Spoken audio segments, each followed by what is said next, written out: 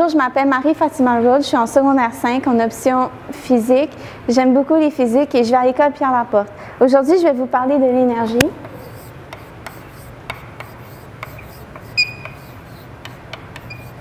Dans le fond, l'énergie potentielle se transforme en énergie cinétique quand l'auteur diminue, c'est-à-dire que l'élément est en chute libre. Ce qui veut dire que l'élément en chute libre, c'est quand ça fait comme ça. On représente mathématiquement la formule de l'énergie potentielle. EP est égal à M fois G fois delta Y. M représente la masse, la gravité par G, ce qui est 9,8. La delta Y, c'est la hauteur. Plus que la hauteur augmente, plus que l'énergie potentielle augmente. Et la même affaire pour la masse, plus que la masse augmente, plus que l'énergie potentielle augmente. C'est ce qu'on appelle l'énergie potentielle. Maintenant, je vais vous parler de l'énergie cinétique.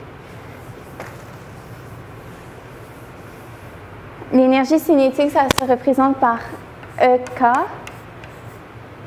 est égal à 1/2 fois mv au carré. M, c'est encore la masse. Et le V, ça représente la vitesse. Plus que la masse double, l'énergie potentielle double. Et quand la vitesse double, l'énergie potentielle quadruple. L'énergie mécanique, c'est représenté par EM. Et comme vous le savez, l'énergie potentielle, c'est représenté par EP. L'énergie cinétique, c'est représenté par EK. Comme vous pouvez constater, c'est la somme des deux, l'énergie mécanique.